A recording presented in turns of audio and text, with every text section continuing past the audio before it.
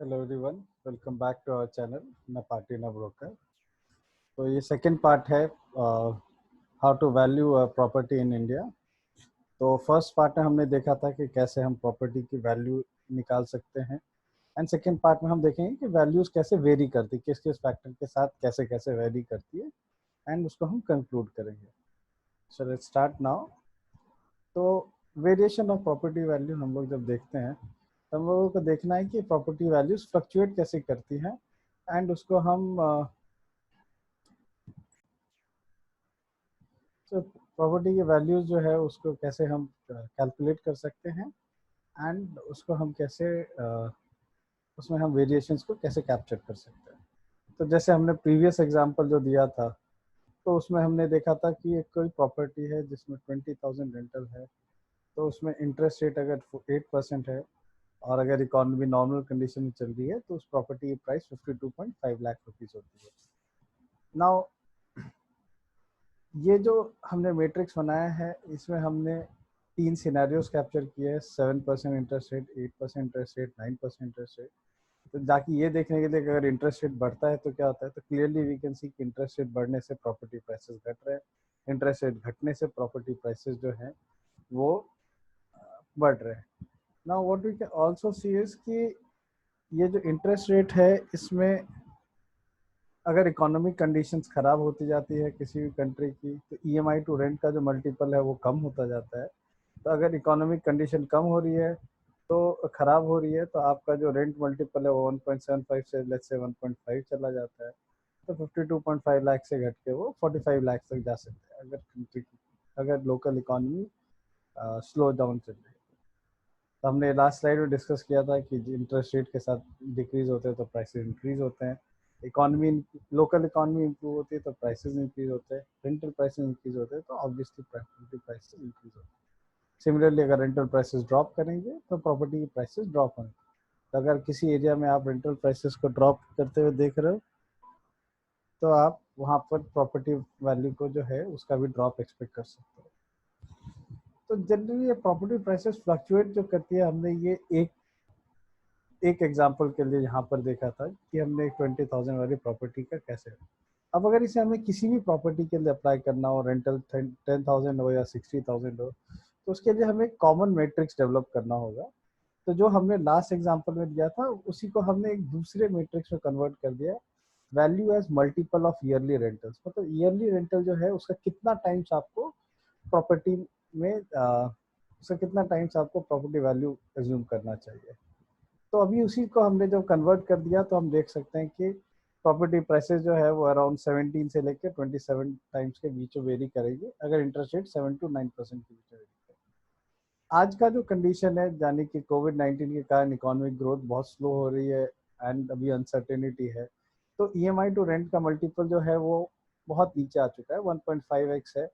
शायद थोड़ा और कम हो जाए because this is once in a you know very one of situation. इसके लिए यहाँ पर जो है ये मल्टीपल 1.5 से भी घट के कम हो सकता है। इंटरेस्ट रेट जो है आज 8% है, मगर हो सकता है घट के 7% हो जाए।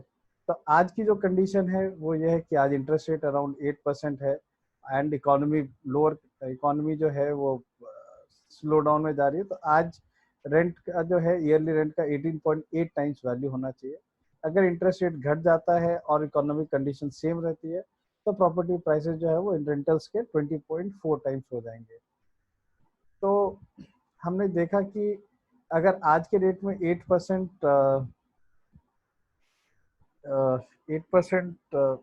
इंटरेस्ट रेट है तो आज उसकी वैल्यू जो है वो 45 लैक्स है। अगर ये 7% हो जाती है तो उसकी वैल्यू बढ़ के 48.9 लैक्स है। ये किसी भी प्रॉपर्टी पे आप अप्लाई कर सकते हो। अगर किसी प्रॉपर्टी का रेंटल 60,000 है तो उसका आज का प्राइस 1.35 करोड़ हो जाएगा, एंड अगर इंटरेस्ट रेट 7% हो जाते हैं तो इसके प्राइसेस जो है वो 1.47 करोड़ हो जाएंगे। नाउ जो प्रॉपर्टी होती है वो जनरली ये 1.47 करोड़ हो जाएंगे। इसमें आप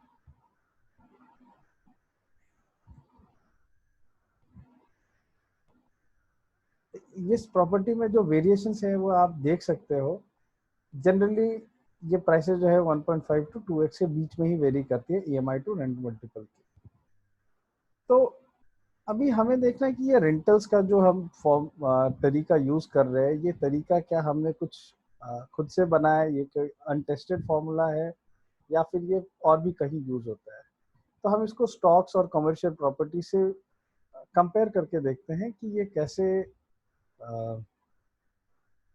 ये वहां पर भी यूज होता है या नहीं होता है, हम देखते हैं।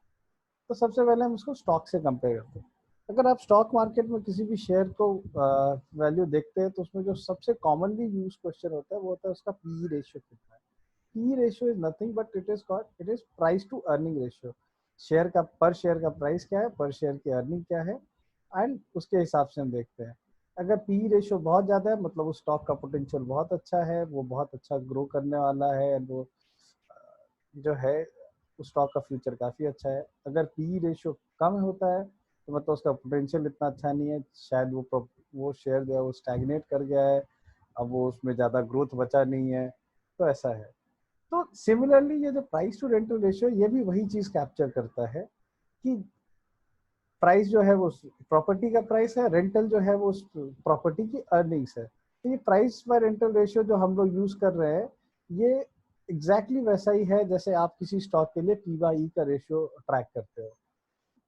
अगर प्राइस टू रेंटल का रेशियो बहुत ज़्यादा है मतलब आप उस लोकल इकोनॉमी में बहुत ग्रोथ एक्सपेक्ट कर रहे हो, उस जगह पे रेंटल ग्रोथ बहुत होने वाला है, उस जगह के लोगों की इकोनॉमिक ग्रोथ बहुत अच्छी होने वाली है, सैलरी बहुत बढ़ने वाली है। वेरएज़ अगर वो कम है तो इसका मतलब है कि वहाँ की इकोनॉमी शायद अभी स्टैग्नेट कर गई है, रेंटल्स उतने नहीं बढ़ने वाले हैं, तो प्राइस बाय रेंटल का जो रेशियो है वो भी कम हो जाएगा उससे। ना यही मेजर क्राइटेरिया है। ये चीज़ जो है वो कमर्शियल प्रॉपर्टीज होते हैं, ऑफिसेज होता है या रिटेल स्पेसेस होते हैं, उनके लिए भी काफ़ी एप्लीकेबल होता है। वहाँ पर भी ये मैट्रिक्स सबसे ज़्यादा कॉमनली यूज होता है। इनफैक्ट रेंटेड प्रॉपर्टीज का जो वैल्यूएशन है वो सबसे ज़्यादा उसकी रेंटल इनकम पर ही डिपेंड करती है। तो हमने ये देखा कि ये जो हम रेजिडेंशियल के लिए जो ये पैरामीटर यूज कर रहे हैं, ये कोई बहुत अलग पैरामीटर नहीं है, बहुत अनटेस्टेड पैरामीटर नहीं है। It is quite a commonly use. बस ऐसा है कि कॉमन लोगों को ये पैरामीटर्स के बारे में ज़्यादा पता नहीं होता है, इसीलिए हम लोग इसको यूज नहीं करते।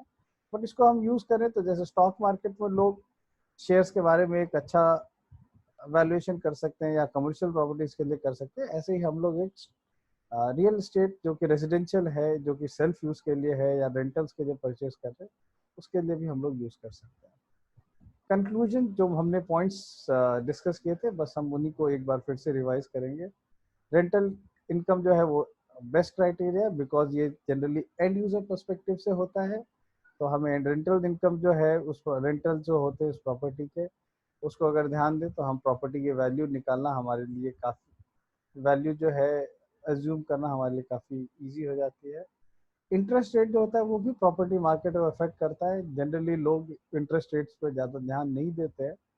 0.25% या 0.5% से बहुत फर्क नहीं पड़ता है, मगर जैसे ही वो 1% या 1.5% हो जाता है इंटरेस्ट रेट में कट, इसका सिग्निफिकेंट फर्क होता है। तो इसीलिए इंटरेस्ट रेट मूवमेंट पे प्लीज ध्यान रखिए अगर आप प्रॉपर्टी परचेज करना चाहते हैं तो, और आप उसके अकॉर्डिंगली प्रॉपर्टी प्राइसेस को ट्रैक करते रहिए।